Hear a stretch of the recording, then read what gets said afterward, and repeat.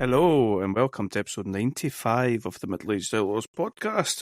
We're back in the tempo for episodes 9 to 12, Lucha Underground Season 1. Adam, I was looking back to see when these episodes would have been aired initially. So it's crazy to think as all this Aztec Warfare craziness was going on, that WWE were hitting one of their probably lowest lows in the sort of modern era. You'd be able to comment on that better than me, but round about this time, Aztec Warfare was happening. Roman Reigns and The Rock were stood in the ring with confused looks on their faces as Roman is booed after winning the Royal Rumble 2015. Okay. And hashtag cancel WWE Network is trending on social media. I didn't see that hashtag buy El Rey Network was trending, but I'm sure it probably was. Oh yeah, no doubt. Subscribe, yep. It almost seems like like some sort of Aztec god's fate that WWE should be hitting the lows, whilst Lucha Underground is sort of just coming out for nowhere at the same time. Mm-hmm. Yeah, I wouldn't like to speculate as to who the bigger, more successful organisation are today. As far as I can understand it, Lucha Underground were on Netflix first, Okay. certainly in the US. So, I'm not saying anything, but... Yeah. So here we go. Lucha Underground, episodes 9 to 12. We're flying through them, and we thought last time that we were maybe going to have to wait for Aztec Warfare, maybe wait a few episodes. Alas, we've not, and we're here, episode 9, our first taste of the Aztec Warfare. Yeah. Do you want to take us? Well, we do our usual chat through, and then likes and dislikes and stuff like that. Yeah, cool. Overall, are you still? I'm like a sort of clingy girlfriend that has to just make sure. Are you having a good time? Yeah, I'm still enjoying it. There's little bits and pieces where I think I didn't need this, but it still feels different and fresh, which is good because that's what we needed. Absolutely, yes. Yeah. So, episode 9, Aztec Warfare. We are going to get our first champion crowned tonight. Dario is very happy talking away about this match that he created. He's taking all of the adulation for being the guy that came up with this. Basically, what we're going to have is every 90 seconds, a new competitor will enter the ring. So we're going to start with 2. Every 90 seconds, there'll be a new competitor enter. I know what you're thinking. Sounds a bit like a Royal Rumble, but it's not, because the elimination is by pinfall or submission. And anything goes. There's no rules on the go here. Do you know what I like about it? I think we thought that it might be some sort of, I don't know, we talked about a gauntlet match, and obviously that's not what this is, but it's quite simple. Like sometimes, like King of the Mountain, for example, trying to come up with new gimmick matches in wrestling's pretty difficult. Yeah. And things like Elimination Chamber are few and far between as far as things that are new and they stick and they work. This keeps it simple. It's a format that we know, with a little twist. I liked it. And 20 men as well, or 20 competitors. It's no crazy, silly. Yeah. There's nobody new here. We know everybody that's got to be in it as well. But there's a familiarity. Yeah. So, as we will remember from last week, poor Phoenix.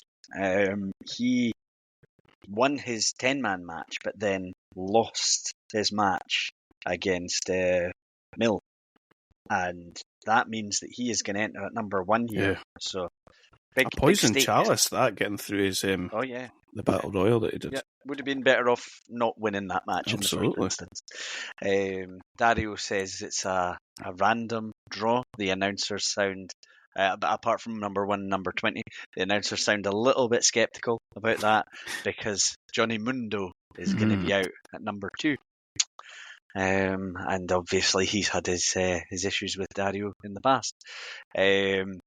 We're gonna. I won't spend too long in the interaction between each because it's gonna go pretty long if I do that. Aye, it's a fast match as well for 90 seconds. It's a fast match. Yeah. So it does take up the whole episode, doesn't it? It does. Yeah, yeah. It's a full episode. We're gonna have entrant number 3 is Mr. Cisco. Yes. Johnny is going to hit the end of the world after Phoenix does all the work, and Mr. Cisco is gone. That is our first elimination, and we're going to get King Cuerno coming as an entrant. We've got a suicide dive by Cuerno onto Johnny on the outside. We are going to get Son of Havoc come in as the next entrant. Number 5, yep. He's. I felt like he was showing an awful lot of agility here, yes. Son of Havoc. He was. Yeah. He was, doing his handspring backflip behaviour. Just, we sort of remember him as having been, slightly having a bit of fun poked at him through some of his opponents in previous matchups. But he was doing his best to bring it here. Nice. And we're going to get the entrance of Pimpinela. I like you said that. Ah, thanks. Been working on that since the last flourish episode. there. I like it. I'm probably, because I'm never going to say it as well again, I'm just going to shorten it to Pimpy now. Oh, okay. I think one of the commentators is maybe... Are they as Vampiro maybe referring to? Yeah. So nice. I figure it's fine. Pimpy actually walks the ropes just like Undertaker. I thought I was watching a dead man match. And very keen on kissing the ref. Yeah, it's slightly problematic, but it's 2015. Yeah. We're going to get another entrant, this Prince Puma this time. Number 7, eh?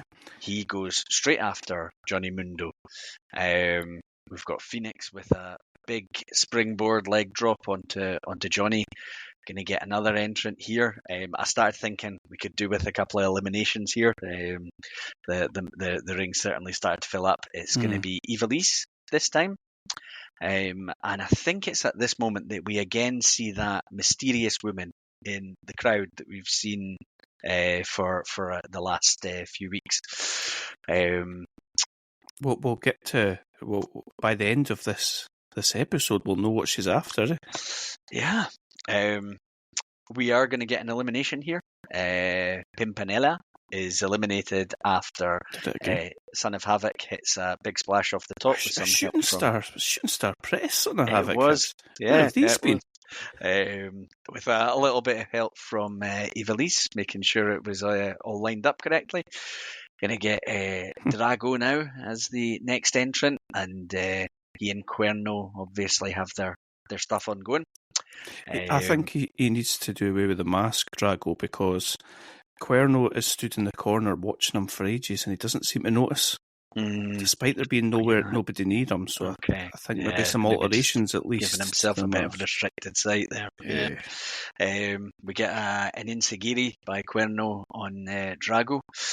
Going to get another elimination here. Ivelisse is eliminated by King Cuerno. Damn. Didn't really feel like Son of Havoc was going out of his way to try and help out Ivelisse there. We get a little bit of a reversal, sort of a summary of what we've seen in the last few weeks. Drago now kind of stalking King Cuerno. Who was this guy? Bale? Was it Bale? Bale, yeah. Not Christian. It's the next entrance. I don't think I was sure how to spell it. I've just spelled it like Gareth. And yeah, he's aligned with Big Rick's crew. Yes. We are going to get an elimination here. Son of Havoc eliminated by Prince Puma after a head kick. There's a little series here where Drago dives outside. I'm not sure who it is that he dives outside on, but he practically lands on his head. It's brutal. Nasty. You know, one of those ones where just the guy doesn't catch them, sort of thing. Mm-hmm. One of those. Yeah. It's the mask. People didn't like it. Drago. Yeah. And the tongue, probably, as well. Sort of nobody likes cutting that. across Katrina's gimmick. Yeah, Katrina, like she's like, never mind. There should only be one. Next entrant, Cortez. Again, another one of Big Rick's crew. And next entrance, Ricky Mandel. I wasn't 100% sure if we'd seen Ricky before. I think we've seen him once, yep. Okay. We get an elimination. I was kind of waiting for this to go in a certain way because I thought we're going to get all Big Rick's guys in. Yes. And then they just started dropping like flies. Yep. So I think Bale is the first eliminated by Prince Puma. I've not written the specifics in the notes, but I've got a very slick series of moves by Prince Puma. Interesting. I feel like you're reading my notes. A lot of stuff you've said is very similar. I've got a very nice combo of moves from Prince Puma, including a standing shooting star eliminates Bale. Well, I suppose what we want is everyone to just go and watch this themselves. Then they'll see those moves. Beautiful. They'll enjoy that. We've got Johnny looking like he's trying to take out Cortez, and he does. And that is two of Big Rick's guys gone. And next entrant, Big Rick. I think they're all gone because Bale's gone as well, isn't he? Yeah, they're Bale, gone. Castro, and then Mr. Cisco was gone quite early doors as well. That's right. So by the time Big Rick hits the ring, which is just now, all his guys are gone. So we've got. It doesn't seem that bothered though. Like there's no sort of. But I did like the storyline of his guys having been eliminated, and he needs to fend for himself. He's a big guy. He can fend for himself. He should be able to deal with this. So think about like star power. We've got Rick, we've got Johnny, and we've got Prince Puma all in the ring right now.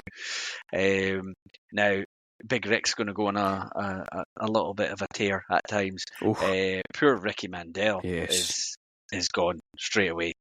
And then we're going to get King Cuerno eliminating Drago. And I missed who it was that eliminated King Cuerno. Mundo rolls him up after his sort of golden Drago after hitting his Thrill of the Hunt. Okay. Got another entrant coming in now. It's Pentagon Jr. Yes. We get it's like a knee power bomb. Power bomb onto the brutal. knee. Yeah. By Penta on Puma. Next entrant in, we've got Superfly. And we get Chavo in after Superfly. See, when Superfly comes in, Striker's like, Big Rick still seems to be breathing well, and I looked at it, it's like 3 minutes he's been in it. It's like he's went Iron Man, he's been in there for an hour or something. He's a big guy.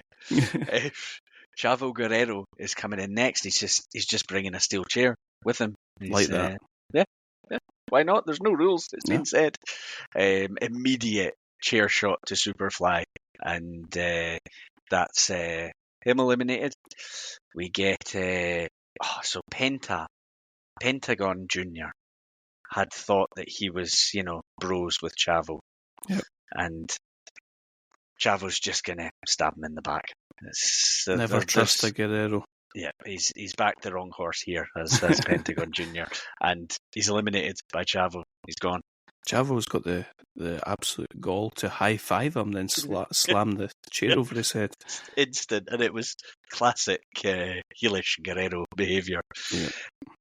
We're going to get Mascarito Sagrada in next, and he is taking it to Chavo. He's giving him all he can deal with. He's plucky. He is. He's plucky. And then he gets drop kicked in the face by Phoenix while he's in the air, which that slowed him down a bit. Next entrance, we're going to get Sexy Star in, and she and Chavo obviously have their beef that's been ongoing. Mm-hmm. We get Mascarito Sagrada is eliminated by Big Rick. He's kind of playing about with him for a bit, and he's getting away from him, and he's going through the legs, and he's looking like he might cause him some problems. And then I think he just gets absolutely flattened by a huge clothesline. Yeah. Yeah, I've got the word decapitate in my notes here. he kind of had to go quite low down to do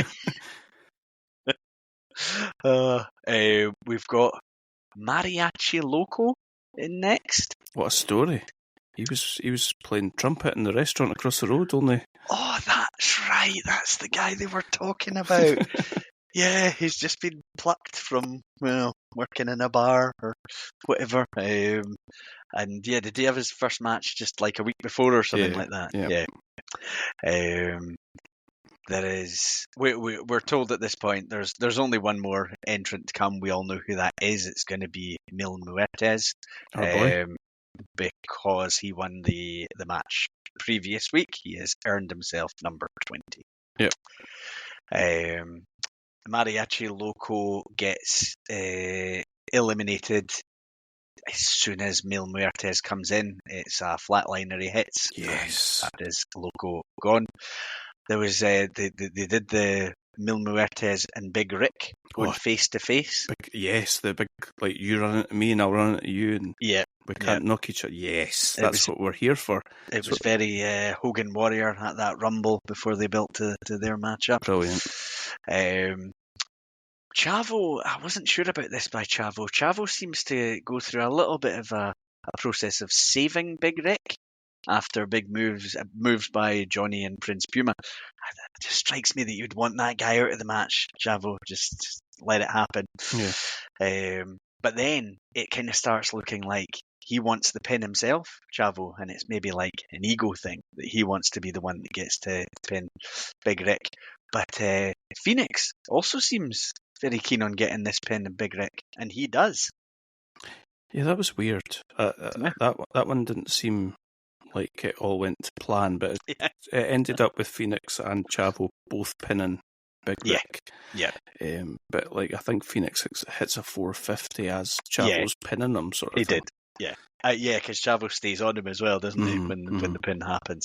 And then I don't know exactly how this one happened, but Phoenix is gone straight after that. Chavo picks up a chair and levels him. Nice. Thanks, Chavo. Classic Chavo. So Chavo's in the ring with Sexy Star, and Chavo has the chair. She ends up getting some momentum going, knocks the chair out of his hands, but he gets back on top and he slams her onto the chair. He sets up the chair in a way that is basically on Sexy Star's head, face, and he is going to come off the top rope and land on the chair. But Blue Demon makes the save, and Sexy Star eliminates Chavo. That's kind of disgusting. Yeah. That's some heel behaviour from Blue Demon. He wasn't even in the match. No. You had your chance, surely, to be involved in one of these battle royals. So we're down to our final four. We're down to Johnny, Puma, Mil Muertes, and Sexy Star. Probably the top four that we would have expected. Well, I mean, some of them.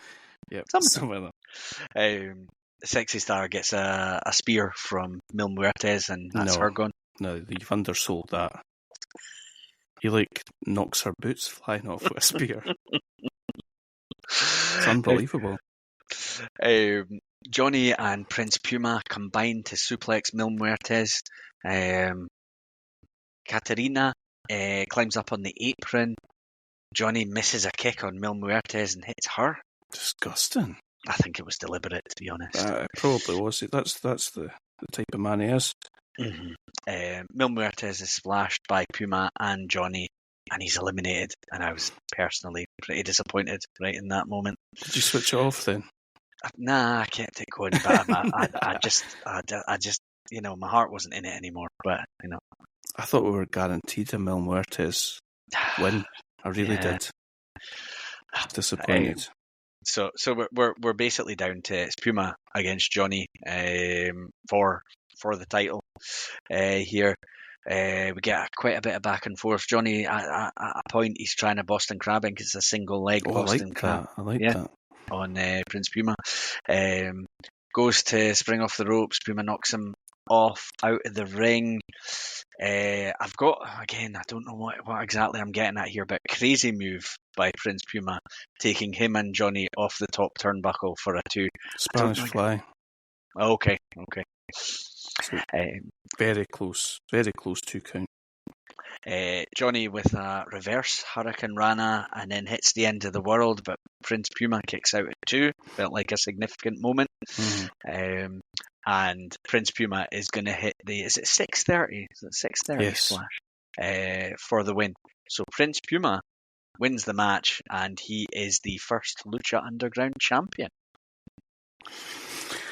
Ooh, take a breath. That was a good match. For that to be on for 45 minutes. Yeah. And yeah, I mean, Royal Rumbles are great, and I think that was like up there with a good Royal Rumble, like a little sort of baby Royal Rumble type thing. Yeah, they were obviously able to, they've got their storylines, their angles and issues between performers. They were able to let those play out through the match. When it started, I thought, right, either Johnny, Puma, Big Rick, or Mill. Mm-hmm. And then I allowed myself to think, maybe Chavo. But it's quite refreshing that it's no Chavo, actually. Yeah. I thought when it got down, I definitely thought Mil Muertes was winning. Yeah. And then when it got down to the last 2, I thought Johnny Mundo would win. I was surprised at Puma. Yeah. So was I. When it got to the 2, I was happy with Puma winning. It's probably very easy for them to put the title on Johnny Mundo. He's a recognised star. So yeah. Conan comes out, and Johnny raises Prince Puma's hand. I was thinking, is Conan going to be all right with that? And then Conan, he's seemingly delighted. Actually, shaking the hand of Prince Puma. Seems happy with the effort put in by his protege. Nice. Yeah. Nice. Well summarised. There was a lot going on there. There's a lot. Yeah. I like you've touched on there. I liked the match, the structure, the way they did it. You can look at a multi-person match with people coming in at intervals and think, is it just going to be a Rumble rip-off? It didn't feel like it. It felt like its own thing. Aye. Yeah. Good fun. Nice. And that was, I think, the end of that episode. Yes. Yeah. Do you think this will be what's it called? Aztec Warfare. I wonder if this will be there's 4 seasons. I wonder if there'll be one every season or if it'll be used again. Interesting to see. Because you would think if it wasn't for the title, it could easily be for a top contender or something like that. But then maybe they'll want to come up with something different each time that they feel a need to do that. Yeah. Good fun. So we are going to move into episode 10. The Law of the Jungle. The Law of the Jungle. So yeah, we've got a bit in the intro, the bits and pieces about the Chavo story, Prince Puma, Aztec Warfare, him winning the title last week. We have Dario with Phoenix, and Dario's praising his impact, saying he's impressed him since he came in. And Dario asks, has he impressed you, Adam? Not really. Genuinely? Not really. He hasn't. He's not somebody that feels to me like he's stood out massively. I agree. I find him quite annoying. Okay. I find him sloppy. I feel like he does a lot of things really fast, but not in a good way. Yeah. Anyway, he's impressed Dario. Well, yeah, and he's the man that matters. Yeah, he's the money man. Dario asks Phoenix to destroy Prince Puma when he faces him for the title. He wants him to destroy Puma and embarrass Conan. Conan's got just people coming at him from all sides, eh? Yeah, he's got heat. Dario tells Phoenix that if he doesn't take this opportunity, that someone else will. And we also hear that we're going to have Blue Demon confronting Chavo tonight. Well, yes, that would be the more gentlemanly way of doing it than showing up and pushing him off a turnbuckle like a it would feel blue like bitch. it should really be Chavo confronting Blue Demon. Absolutely. Now, when Phoenix and Dario are talking, that woman's looking through the window of the office. Ah, that's right. Yes. Quite freaky. Yeah. So we are going to kick off the action with a 4-way elimination match. So we have 4 new stars for Lucha Underground. How exciting. We have Aerostar. Which one was Aerostar? Was he like blue and red? I think so. Aye. Argenis. Argenis. Argenis. Where's your flourish went? And Angelico. And Cage. Kathy. So these guys come out. I think Cage is last out, and he's just absolutely massive. He does not look like the other guys. No. Here. We get the match starts. Everyone just runs at Cage, and he's just bouncing off him. He's throwing them about. I think it's said by the announce team that he's cocky, he's huge, he's strong, but maybe not very bright. I was thinking, I can buy that. Amazing. The other 3 team up to take him down. There's some high flying going on from these guys. I wasn't always finding it easy to tell who was who, Right. other than Cage. But yeah, every time there was a massive aerial move, I thought that must be Aerostar because that's his name, and then it wasn't always him.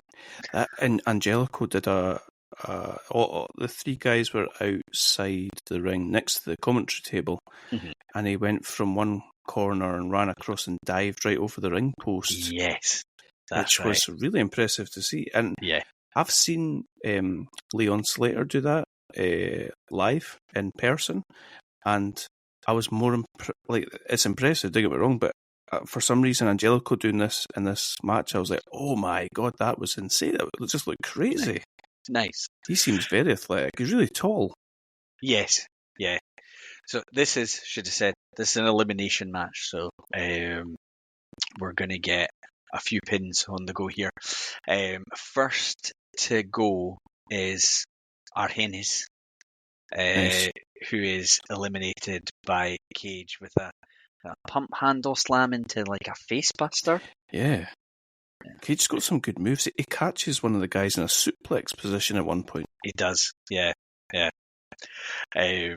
Next elimination is Aerostar, eliminated with I think it's 2 power bombs and a massive clothesline. Yeah. And then Angelico running into just a huge clothesline, was getting his head taken off. Cage has just wrecked everyone here, and it's obviously a showcase for him, his power, his strength.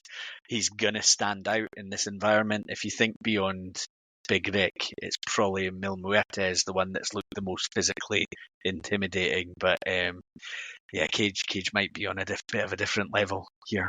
I like the look of him here. He reminded me a bit of like a sort of Jack Taz. Yeah, I can see that. Yeah. He grabs the microphone and introduces himself to the crowd and says he is not a man, he is a machine, and he is massive. Next up, we have Chavo in the ring, sitting in a chair. He's got a microphone. There's, I think, another chair there set up. Chavo says he made a mistake, ruining his friendship with Blue Demon and the friendship between the 2 families. Chavo invites Blue Demon to sit and let him apologize like a man. Chavo says he's sorry. He is sorry that he didn't expose Blue Demon for the fraud that he is, and sorry that he didn't rip that mask off and expose him. Damn Chavo. Like, try and keep the thing going for a little bit longer. It's just... He refused to keep his powder dry there. He was just going for it. I love how the camera pans down and he's got brass knucks in his hand. That's so sinister. So Chavo goes to attack Blue Demon, but Blue Demon takes him down. Demon has the chair. Chavo is begging off, but Demon just smacks him with it, and again. He's a heel. And he walks away like he's triumphant here, Blue Demon. Now, this obviously can't be the end. We've surely got somewhere to go with this story for now on, but feels like Blue Demon's maybe got a little bit of what he would see as revenge. And to be fair, the crowd in the temple are loving it. Yeah, they are, and I think we've more so than seeing him in matches, we've been told the story of Blue Demon and the heritage and all that. Heritage, absolutely. Yeah. We're going to go again with King Cuerno and Drago. I've got in my notes right at the start here, the saga continues. These two are going to match up again. We've got King Cuerno dive over the ropes to Drago on the outside. There's a table being set up by King Cuerno on the outside, but Drago fights off being put through it. We've got King Cuerno missing, swinging a chair, takes a kick, and he's now laid out on the table. And Drago is going to climb up to, I think, is it on top of the office again? Is that where they keep going? The office, like, let's move Dario Cueto's office, because there's people getting hurt here. Drago leaps off the office, through Cuerno, through the table, and both men are going to get counted out here. The match is going to end in a draw. So I think these two are still at one win apiece in the matches between them. So this just didn't resolve anything. I think that table must have been made, like, glued together with sawdust or something. Like, that offered no impact for Cuerno. Yeah. Was it? Yeah. Oh, it was Drago. Sorry, Drago when he dived off. That looked really brutal. No wonder both men were buggered. Yeah. We get a Phoenix video package. I'm not caring that much. Nah. I can only hear so often, and the announcers keep saying that about the Phoenix rising from the flames and all that kind of thing. I'm like, come on. We are going to get our title match, though. Yep. And it is going to be Phoenix challenging the new champion, Prince Puma. No rest for Prince Puma. I know. Well, he's a fighting champion. I like that. Yeah, and I quite like that there's no rhyme or reason to people getting a title shot. It's just like, that's who Dario Cueto decides. Yeah, I like that. Yeah. It's his tempo, and he decides what's going on. I like it. Prince Puma, right at the start, offers a handshake, which Phoenix accepts. I do have to say, like, the agility of Prince Puma is absolutely insane. Like, was it right at the start? Was episode 1 when you told me it was Ricochet, and I see it now. But even there, I don't think Ricochet in WWE was as agile as what I've seen here. It's insane. I like a lot more of the sort of stuff that he does here. There's something that he does where he puts people on his shoulders, throws them up in the air, and just kicks them on their way down. I don't remember seeing him do stuff like that, and it's just. But I hear what you're saying about agility. I think he's a more sort of well-rounded wrestler in this than I've ever seen before. Yeah, I mean, I think it's not. Sometimes you see the agility just for agility's sake. And we've seen that Phoenix. But it does seem like there's a point, there's a purpose to it, which we like to see. And also Puma will throw in a submission, and things like that as well. He's doing some nice bumping here for Phoenix as well, letting him get his stuff in, and then I'm fairly sure Puma just boots him in the balls to get back into it. I think they said it was stomach, but that looked lower to me. A standing moonsault by Prince Puma. Matt Striker on commentary is giving all this like technical body part spiel. And Vampiro says, "What the hell are you talking about?" He kicks him in the back and it hurts.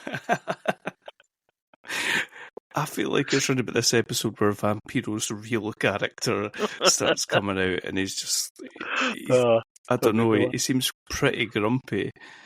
Yeah. Puma has him in like a crucifix style hold, and then I think there's something. I think they called it a helicopter insigiri. Oh, that's crazy. Yes, that was really cool. I wrote my notes that that'd be a cool finisher. Yeah. We get a springboard stunner by Phoenix, and then we get Puma with a boot and then standing shooting star for a 2. Prince Puma with a whole host of different suplex types, which was pretty cool. I like that Northern Light suplex he does into a standing suplex. It's nice. Yeah. He's a lot stronger and like powerful than I expected him to be. Yeah. Phoenix with 2 German suplexes. The second one has a bridge. It's a 2 count. Phoenix hit the 630 splash for a 2. Puma with a pile driver for a 2. Both men like fatigued by this point and selling being a bit beat up. Phoenix running the ropes to strike Puma on the corner, but he catches a kick, and as he drops the mat, Puma hits a 630 splash to retain his title. Nice. And I was thinking, oh, we're done. That's the end of that match. And then, well, it is the end of the match, technically. But just as poor Prince Puma is starting to enjoy his victory, Cage runs in and just brutally attacks Prince Puma. He absolutely, I'll quote my notes, power bombs the fuck out of him. Nice. That's one way to make your name and your arrival. Yeah. After he eliminated all 3 of those luchadors and then attacked the champion. Wasn't sure they'd go quite as quick with Cage attacking the champion, but there we go. Aye. Yeah. Okay. Likes from that episode?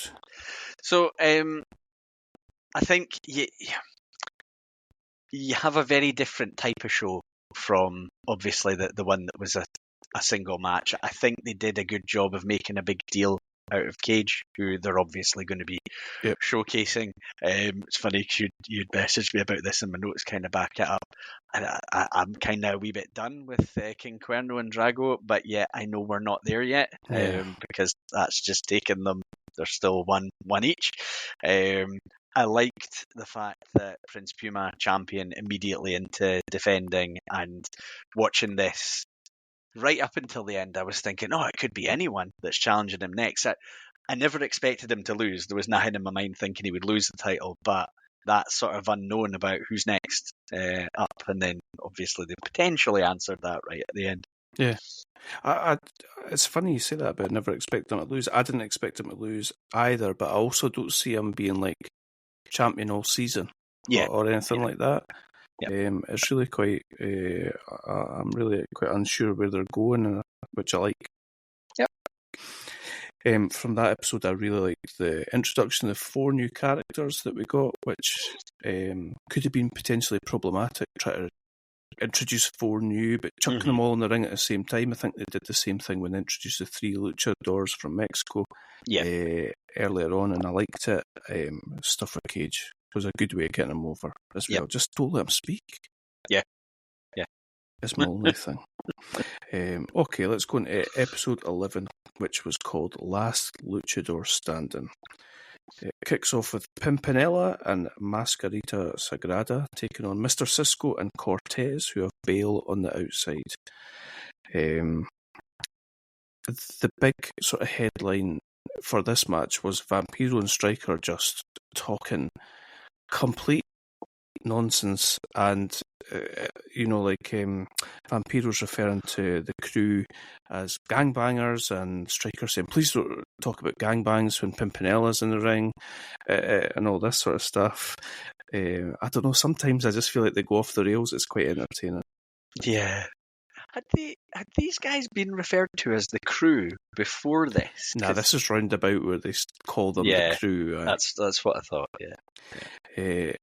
Striker's on one because he says Pimpinella is arguably the most exciting luchador we have here in Lucha Underground, which is something you would say if you'd only ever seen one match and Pimpinella was in it. Yeah. It's a strange thing to say. They isolate Pimpinella for quite some time.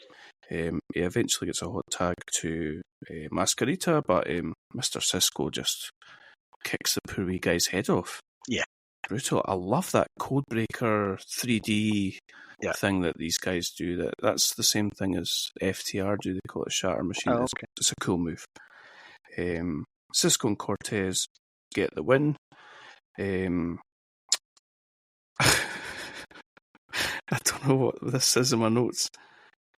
The Godfather said pimping ain't easy, but I'd say watching pimping ain't that easy either.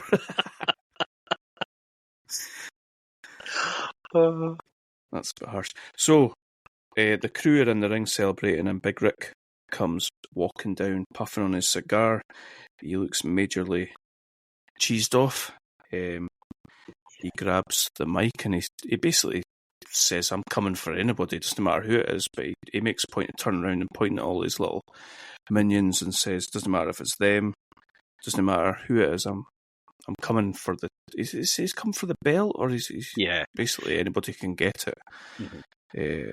And the little guy's really quite uncharacteristic in terms of like what you normally see happen. The little guys beat the shit out of him. Yeah, they turn on him.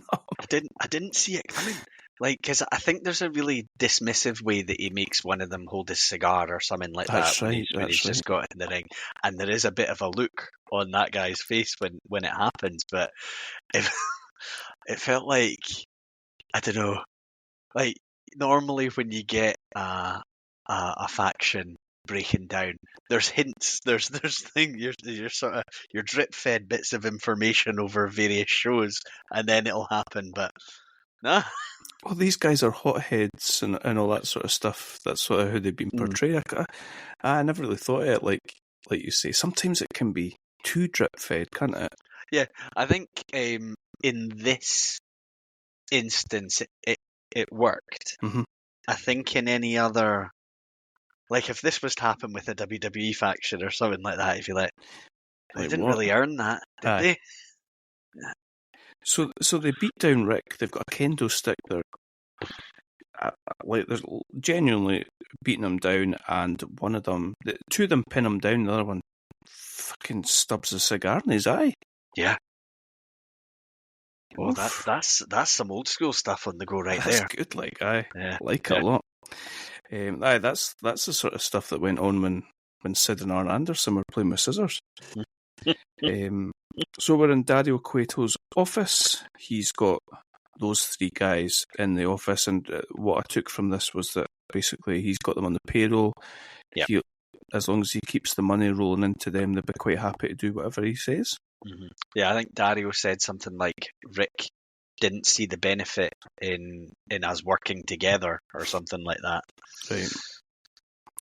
Dario's he's a mean businessman. Oh yeah. Yeah. He's got a lot going on back there. Okay, we've got Vampiro sitting down with Cage. This should have been rethought. Cage, Vampiro. This show's bizarre. Of course it is. We're talking about people with dragon masks on and black tongues and immortal men and their girlfriends lick people, and it's when they talk about you've got a lot of heat backstage, man. And it's just like, but they fight in a temple and there's one of them's immortal. Yeah. It takes me out of it. So I don't like that. Backstage and in the locker room as well, like you imagine like them getting ready for their match and Mil Muertes is like talking to his little bag and all that. So yeah, like Vampiro's trying to say to him, you've come in here, you've jumped the line, you've attacked the champion, and you've not really got any merit to do so. Cage says he won't be waiting in line. Why wait when you're better than everyone else? There's the arrogance at play. Yeah. A machine wouldn't say that, though. No. There's some little bits and pieces of this that I liked, but then he just keeps talking. Like, it was just really concise, short answers, or obviously we haven't seen well, as part, maybe Conan. Conan's done all the talking for Prince Puma. Maybe some sort of mouthpiece for him. That's what he needs. Yeah. Or like short answers, or even refusing to answer, or something. He doesn't need to speak. Nah. Yeah. He's got quite a whiny little voice as well. Such a big jacked guy. It's not the voice you would expect. I found Vampiro very funny as an interviewer. He seems to do the same thing in all of his interviews, where he's like giving them credit, then he's tearing into them, and then he's like, they'll be disrespectful back, and he'll be like, I like that. It's brilliant. I wrote my notes here. I'm not quite sure why Vampiro's trying to wind him up. He's like this giant guy, like his muscles are It is like he rippling. wants them to react and not take it from him, because that's when he seems to praise them for doing it. Yeah, because he even says something like, I need more. If you want to convince me to be your guy and be behind you, then I need more from you. This is when he says the immortal lines. They call me Cage because when you've been in the ring with me, go on, say it. It feels like you've been in the ring with a machine. What? Just all fell apart. What is that? I wish Vampiro said, what does that mean? Brother, what does that mean? But Vampiro seems convinced by it, though. He is, yeah. Maybe he's just like, I don't even understand that, so that must be something. Is there like a character? The only Cage I can think is a character is like Johnny Cage. What's a Street Fighter or Mortal Kombat or something? Yeah. What does he? Like, there must be something we're missing, because that doesn't make sense, and he keeps going on about being a machine. I mean, he can describe himself as a machine, but it doesn't have to relate back to his name. It just keeps going there. Who is the they that called him a Cage? Maybe it's their fault, really. Yeah. We're going to call you Cage. Why? Because you're a machine. Brilliant.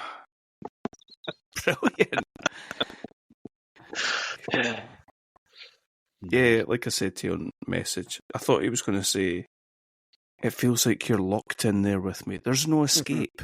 Yeah. For anyone Perfect sense. That's in there with me.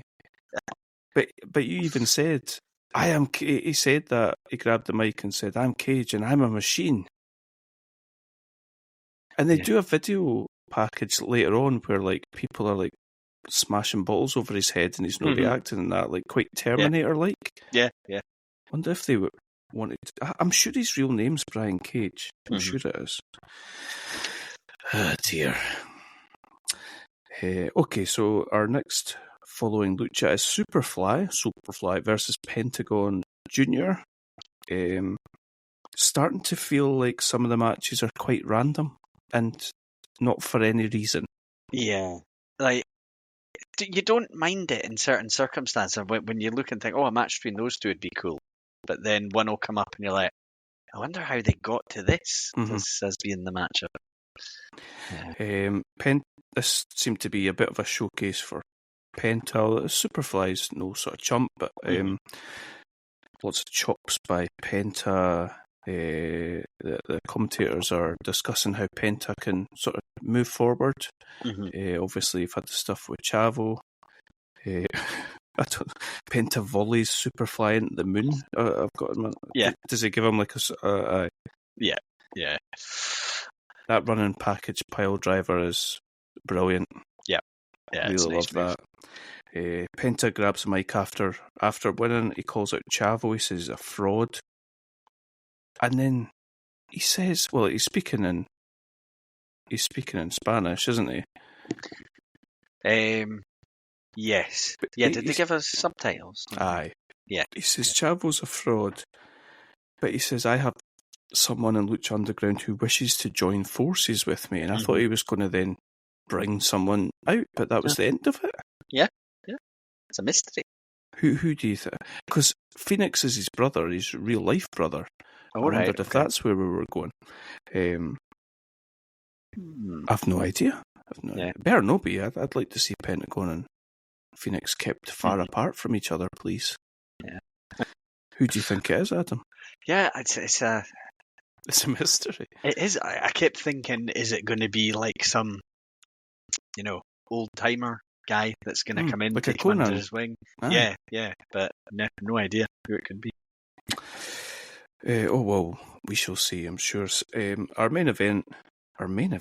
No, it's not. No. Thank goodness. Yeah. Our next match, our fellow Lucha Sexy Star taking on El Mariachi Loco. Mariachi kind of... Sexy Stars matches are starting to follow a bit of a pattern here. She gets beat down by a man and then somehow manages to come back and roll them up, surprisingly. Not particularly entertaining. Mariachi does give her a big old slap on the tits, though. Which is there's surely some sort of unwritten rule that's not okay. I don't think I had it as that in my notes, but yeah, that sums it up. Big Mariachi goes for a senton, misses, and she rolls him up for her finisher at this point is a small package. Yeah. Which is okay. Didn't bother saying that. Okay, our main event is our last luchador standing match, which is Drago and Cuerno. Yet again. How many times would this be the fourth time that they've wrestled? I think so. As well as their interactions when each of them's been having a match and their interaction in the I've forgotten his name. The Aztec Warfare. That's it. Yeah. So they basically we've seen a lot of this. Aye. And I thought, this is fine. This is definitely the blow-off time. Again, this is what I just said about Sexy Star, but I feel like if you've seen one Drago match, you've pretty much seen them all. Yeah. It's probably quite a lazy thing to say about a luchador because it's like a lot of dives over the top, but I don't find that we're really getting that with a lot of them. Most of them. With Drago, I feel like quite a bit of a one-trick pony. Yeah. I felt that Cuerno dominated a lot of this match. Really beat him down, and Drago's a smaller guy, but I definitely think there's something there with Cuerno. I like a lot of the stuff he does, and he sort of shows quite a lot of character despite wearing the mask. Yeah. It's go on. It's because it's last luchador standing. It's basically a 10 count to get back to your feet. Yes. A 10 count by the ref. And we've seen these kind of matches in other organizations, and basically doing enough damage for the person not to be able to get up for the count of 10. Sometimes it works, sometimes it's not great. I think, like you, I'm much preferring what King Cuerno has to offer. I think there's more variety to it in every sense. Yeah. I think there's in ring as well as that. It does seem like there's some in there from a personality point of view. Which and is the hunter gimmick is cool as well. There's something cool about that. You may be able to I have to be honest, I did start skipping forward this match. So Cuerno hits Thrill of the Hunt off the apron through a table. Yeah. And it felt like to me like it must have been a good 20-second count. Or does he keep picking him up and doing more to him, or is the referee just taking ages? So he started to the ref was taking ages. It was your classic like Earl Hebner count where he doesn't really start all that quickly, and then it's 1,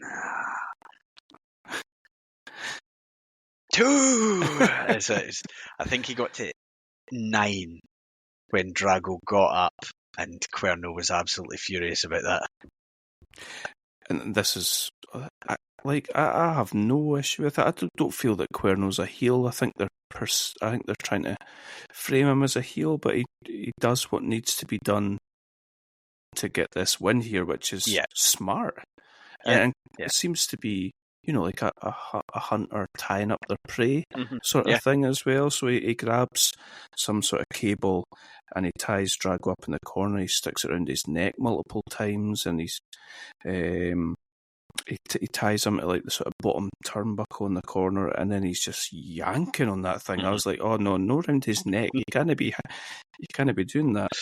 But I like that. I don't know if I've ever seen that last man standing match. No. I thought it kind of took me back to Savage and Crush, with the thing that didn't really work when he tried to. That's right, aye. But this was smarter than that, because it was tying him in a way where he couldn't physically stand up. He had no ability, because his neck was tied to a cable that was round the ring post. It was going to be impossible for him. I thought you were going to bring up what was the what's the gimmick match? Is it like Miner's Glove match? Coal Miner's Glove match, and it was like whatever Bossman's character was in WCW. And was it Tugboat? Or was it Earth? No, it was John Tenta or it was the Shark Tenta. Or whatever he was. Yeah. And they tried handcuffing him to. It was so bad. Or was it like duct tape he was trying to use to tape him to the ropes and all that? Yeah. That was terrible. They did a better version here. Yeah. So Cuerno gets that win, and I think you said to me that is not the end, but I really hope it is the end for these two. It feels like it should be. Matt Striker was not happy with the way that ended. Nah, I said it was a cheap win. Vampiro was all about it. You get the win. Whatever way you need to do it, you get the win. I feel like that should have been like a Lucha Leaves Town type of thing, because really, he can't really show his face again. He will, though, with his daft wee mask and his stupid sweetie tongue thing. Okay, let's go into episode 12. They call him Cage, because he's a machine. And we start with Cage, the machine, getting real jacked, because he must live in the gym, because that man is unbelievable. Dario sort of, if this was a Disney cartoon, then Dario would be a snake. Oh yeah, definitely. Slithering up to people. He basically says, that's not really the way we conduct ourselves here, but I like that's what you did when you attacked the champion, and you said that you're better than everybody else and all that, so you'll be facing Prince Puma tonight for the Lucha Underground title. Much to, I'm sure Cage went and did multiple more reps after that, after finding that out to celebrate. Oh, no doubt, yeah. Our boy Mil Muertes is in action next with Katarina. He's taking on Phoenix. Just remembered what happens in this match. So the days of keeping Mil Muertes strong are gone. Yeah, I'm kind of hoping, like when you think back to what they did with like Cody Rhodes, you almost got there to the top, and now you have to have a bit of a struggle, and you have to lose some matches, and then just so that when you go on your run to win everything, it seems that more triumphant. Brilliant. That is they probably stole that the whole thing actually from this run. So you're probably right. Yeah. I could see Bruce Pritchard being a Mil Muertes / Katarina man. So Mil Muertes v Phoenix, it feels like, is a sort of bigger match for the for Lucha Underground and for the people that have been involved in the roster. You would, if you're thinking of an order or whatever, those guys would be nearer the top. Yeah. It's quite a short match. Muertes basically dominates. There was a really good moment early on. Phoenix is doing all his running and springing.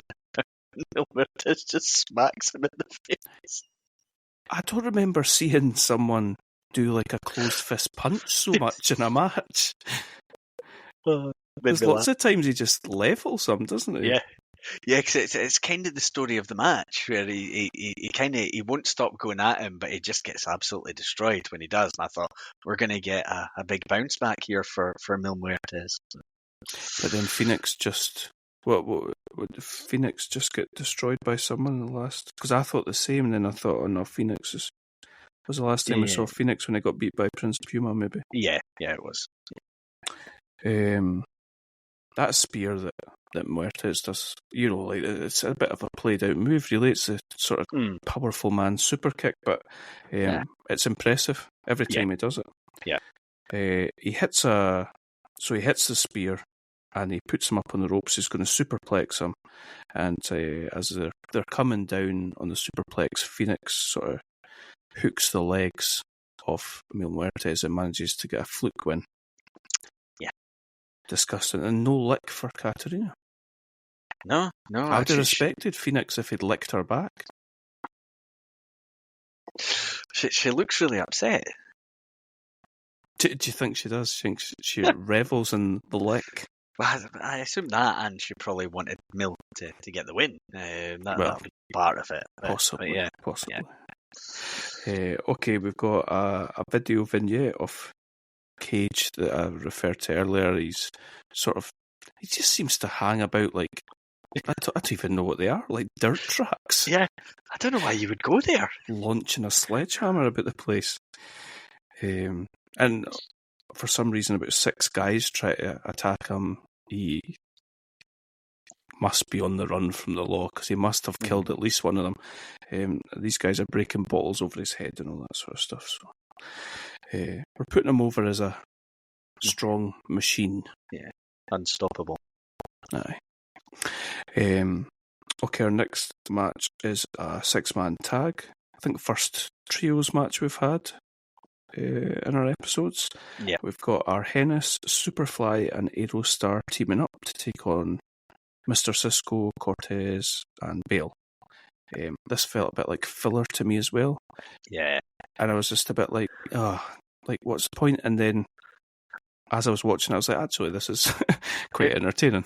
It was okay, yeah. I think because you're looking for with what they've just done with turning on Big Rick, you're maybe looking for or thinking there's a big story going to immediately start playing out for these guys. But I suppose Rick is one man on his own. He's just been taken out by his crew, so it does make sense that they go and just have a match. Yeah. It was too early. I've got my notes here. If this match doesn't finish with Big Rick appearing with an eye patch on, then I'll be very disappointed. But they refer to him as being in the hospital, I think, and they're saying stuff like it'll be interesting to see how Rick reacts once he gets out of hospital and all that. Yeah. It's during this match that Vampiro has another one of his turns where Stryker's talking about biblical significances of blunting the eye and all that sort of stuff, and Vampiro's like, what are you talking about, man? Just shut up. Man, hit him with a cigar in the eye. Oh, it's funny. There's a cool wee spot where Arhenis is stood on the second turnbuckle and Aerostar climbs up on top of his shoulders and comes off his shoulders with a he hits some sort of flying move onto one of the guys. It's quite cool. I like these little guys. I think there's something about them that I like. I like that they always seem to scramble to a victory. They've got this finishing move. There's a few things where they all just sort of do things all at the same time, and it just works. Very reminiscent of LAX, I feel. Yeah. So these guys win, and I wouldn't be against them getting more trios matches. I don't think them getting a bit of sort of momentum going. Okay, we've got another sit down with Vampiro. This time it's with Prince Puma, the new champion, and Conan sat next to him. Vampiro is doing his usual shtick, like you've mentioned, provoking them, praising them, insulting them.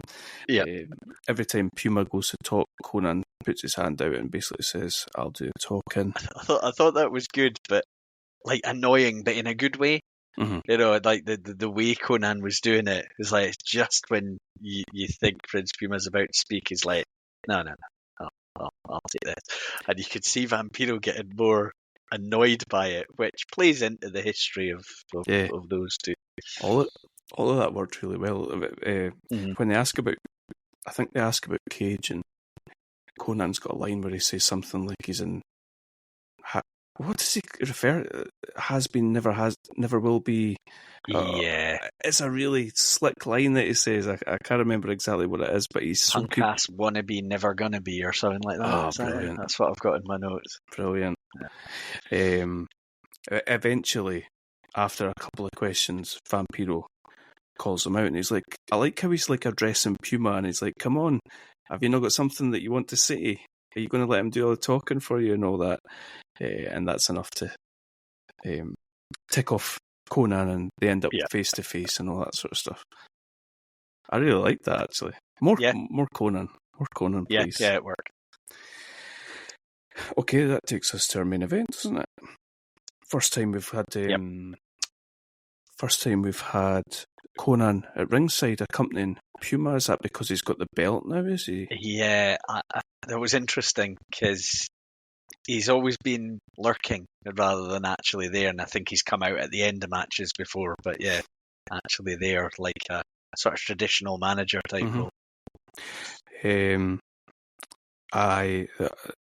Big pet peeve of mine, Champion came out first. Yeah. But it was because Cage came out and Puma jump-started, dived right out the ring on top of him, which makes sense. He jumped him after his last match, so there's a bit of animosity there like that. Yeah. I've wrote my notes here, like watching Cage wrestle is a bit like watching a rhino wrestle. But I don't mean like gore, but an actual rhino. An actual rhino. I think Cage is brilliant. Yeah, the thing is, it doesn't all look smooth and finesse, but it shouldn't because of what he physically is. It makes total sense. I like that he seemed to have a lot of Puma stuff scouted. It didn't come across as, that's what you're saying there, but it didn't come across as choreographed. It came across more like, aha, I've seen this before, and this is what he does, and I'll counter it. He hits a lovely Alabama sit-down type slam thing.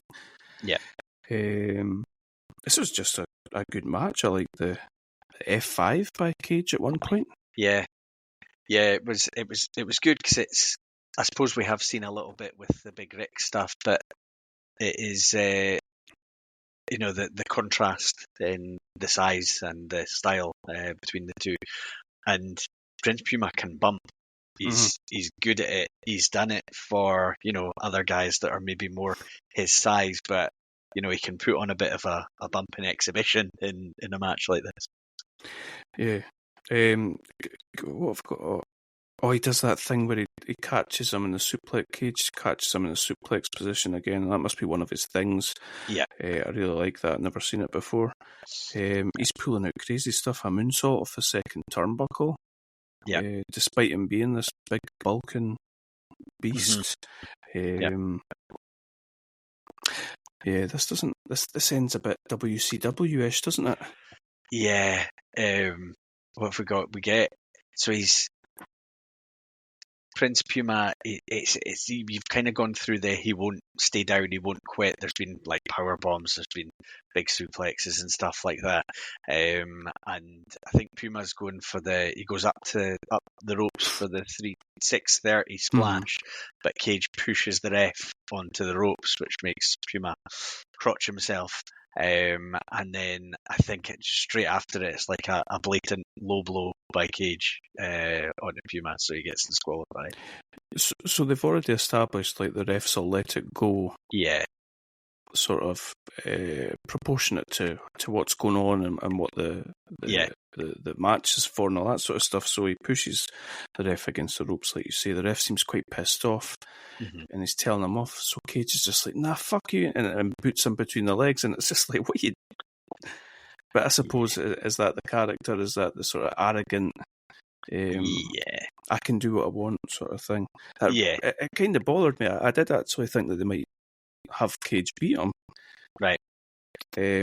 Something about, like a heel having the belt and the babyface chasing sort of thing, but Cage pushes the ref down. Conan comes in the ring. Cage starts talking shit to him. I think he goes to beat up Puma some more, and Conan breaks his cane over Cage's back. He takes some bumps. He punches Conan. He kicks him. He hits him with the belt. Yep.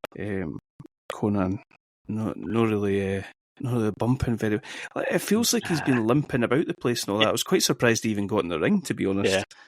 Yeah, me too. Cage lifts the title and tears it in half and spits on it. Yeah. I don't think Dario Cueto will appreciate that. No. And poor Prince Puma, he's gone through all that to win his title, and he's just kind of doing that head down selling as his title belt is literally torn in half. Poor guy's not even allowed to speak, and So I love what happens now. So the titles start coming down, and then it cuts to Dario, and he's like watching it through the window in his office, which you'd never even think that that's what he's sitting doing. But it's like the windows are so dirty that there's like a very small gap that he can sit and watch through the office windows, which is brilliant to me. Anyway, this woman who has been coming in and out of the temple every now and again appears in his office, grabs him. She says, "I'm looking for a man," and he's all stuttering and if I can help you, I will, sort of thing. She's looking for a man named Matanza. Yeah. And Dario, we're getting into the key here, surely. Do you think? I would think so. I mean, we've never really known what the key's all about, so it's got to. That's got to come into play. I hope so. She's been. I don't know if we've not mentioned it, but one of the episodes, she is dressed as like a ring crew person, just sort of hanging about the ring. So she's been in and out, and it's never been consistent matches of people that she's been watching. Yeah. I like that because there's clearly a reason for it. She's looking for someone and she's never found them. Yeah. She's never found them till now, so she's went to him. And we all know that whatever comes out his mouth is bullshit, so... Oh, yeah. He knows. Matanza or something. So we'll see where that goes. I like that. I like that ending. It's very cliffhanger, like sort of binging, sitting binging a TV show. Remember 24 at the end of episode 24, and then suddenly Jack would like do something or appear from the dead. Oh, God's sake! Right, fine. I'll watch the next episode then. Sort of. It's 1 a.m. It's a random Tuesday night, but nah, just have to watch one more. I need to watch the next one. I like that. So, what do you like about those? Sorry, I don't know if we went back to say likes and dislikes from the last episode. So I would say from this one just finished, I do like where we've gone with the crew. I think they're a good team. It works. I think splitting them out from Big Rick is interesting because you can kind of go anywhere with them now. I think I enjoyed the Cage and Puma match. It's real contrast in styles and could have gone any which way in terms of the match. I'm not. If there's a good reason for it, it's fine. I'm not too keen right now on where they're going with Mil Muertes. That concerns me a wee bit. Is seeming like he was a very possible first world champion to, losing to Phoenix. Feels like they've cashed in everything that he's done really cheaply. Yeah. He'll be back. Well, we can only hope. I do know. So I'd hoped for Big Rick to come back with the eye patch. There's an episode coming up. I'm not sure which one, but I think it's one within the next 4 that we'll be watching, and the title is An Eye for an Eye. Okay. So yeah, I think that'll be Rick back anyway. Who did this? The cigaring? Do you remember? Was it Mr. Cisco? Not sure which one of them it was. I'm not quite sure. I know who Bale is, but I don't know which one is which were the other two. Okay. Well, we'll see. Yeah. So there we go. I think Cage has been a good introduction, but I think he'd be so much more I think we'd be really quite excited about him if he hadn't talked. Yeah. It is annoying because he's your perfect guy to not talk. It just makes so much sense. Those kind of guys in wrestling are normally a heater for somebody, or they're a Lesnar type that wreck. Yeah. And he should have been a Lesnar type that wrecks, I think. Yeah. And that is what they're going for, but he just spoke a little bit too much. I mean, the good thing is, I don't look and think, I'm done with that, because what he said sounded a bit daft, and maybe the way he said it wasn't great. Doesn't feel like there's too much damage done, but yeah, I'm not sure I don't want to listen to any more promos by him. Nah, you're right. It doesn't take away from what he's doing, and he's just like that, ripping the belt in half and wrecking Conan and all that. It's enough. Johnny Mundo's been quiet. I don't think he's been on it since the Aztec Warfare, has he? Yeah, I think that's right. Yeah, that'd be interesting to see what they do with him. I'd like to see him in Cage. I think. Yeah, that'd be interesting. Yeah, definitely. Yeah. I'd like to see Mil Muertes and Puma, but we'll see where we go. Yeah. And let's have a wee guess at what's his name? Pentagon's. His guy. It would make sense for it to be Dario Cueto, wouldn't it? Or is that too strong? Too powerful? It's maybe a wee bit too much. How about Rey Mysterio? Ooh. Now, I'm sure you said to me at a point that you think he does appear at some point, but you don't know. It's maybe a bit further in the future, so it's probably not him. But that would be an interesting way to go. That would be. I know for certain he's in it at some point. I've no idea what season or anything like that. That'd be cool. Maybe Danny Trejo. Oh, that's imagine. Machete. Yes. Or that guy from Silicon Valley. that guy. Gil from the League, or whatever his name was. Yeah. Not sure he'd be the most intimidating, you know. He's got money. If he's got money, though. Well, true. Excellent. Cool. Right, well, we'll just go. Do you want me? I'll give you the titles of the next 4 episodes. Okay. A little tease. Do you think we'll know what did we get to? What they call him, Cage? Yeah, I think we're starting at 13. I don't know if I'm going to tell you this because Right, okay. So episode 13, Johnny Mundo versus the Machine. Okay. Is the name of the episode. Fantastic. Okay. Episode 14, a shot of El Patron. Oh, right. Okay. Do you know what that means? Why do I know El Patron? Why do I know that? Okay. An Eye for an Eye, episode 15. Big Rick. And episode 16, Caged Animals. Oh. Okay. Do you remember there was round about 2000 and it must have been round about when CM Punk was champion, that there was a Money in the Bank winner who cashed in on him after Kevin Nash powerbombed him. Do you remember who that was? I don't remember this. No. Don't know if I was watching at that point in time. Or even round about Money in the Bank 2011. I think they had him try and cash in, and Punk ran through the crowd and disappeared. Alberto Del Rio. Yeah, do you know what his Indies name was? I didn't. No. Alberto El Patron. Okay. Does that put you off at all? No. Nah, it's fine. Really? Is he a good wrestler? I thought he was a decent worker. He just, I think maybe some behind the scenes missteps. With Paige? Well, I think not just that. I think he also...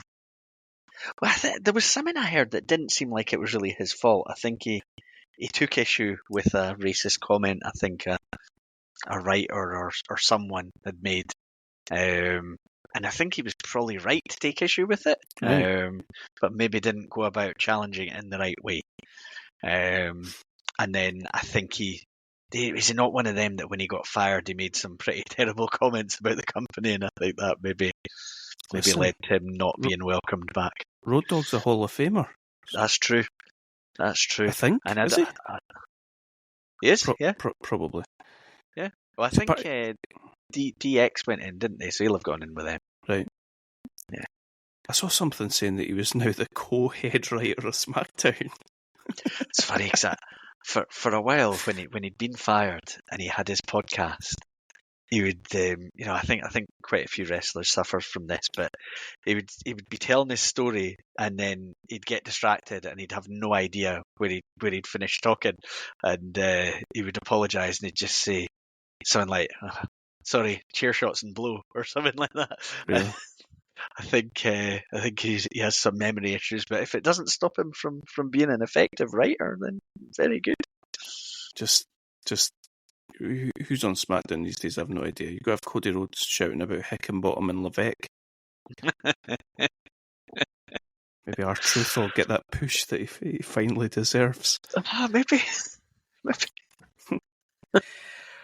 Oh well, he's writing proper detailed angles for guys that aren't there anymore. His brother. Oh. But Brian, he's a referee now. Ah, right, okay. I didn't know. Sorry.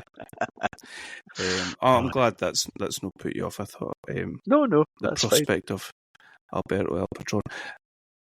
Excellent, cool. Right, we'll get back into it in 2 weeks' time.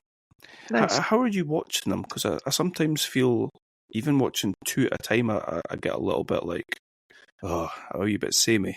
Are you watching them 2 and 2? Yeah, I've been doing 2 and 2. So usually, because we record 2 weeks apart, usually don't tend to watch anything in the next few days, and then at the start of next week I would watch the first 2, and then the end of the week the next 2. Right. That's been kind of my pattern. I wonder what it was like watching them week to week, but it was quite entertaining. Yeah, I get really annoyed when TV shows make me do that. So yeah, same. That's these days, though. We're spoiled these days. That's the thing. That's true. Yeah. Right, 2 weeks' time, we shall reconvene. Nice. Keep working on that flourish, that little pimpinela that you were doing. I like that. I'll try. Okay, until then, take it easy. Cheers.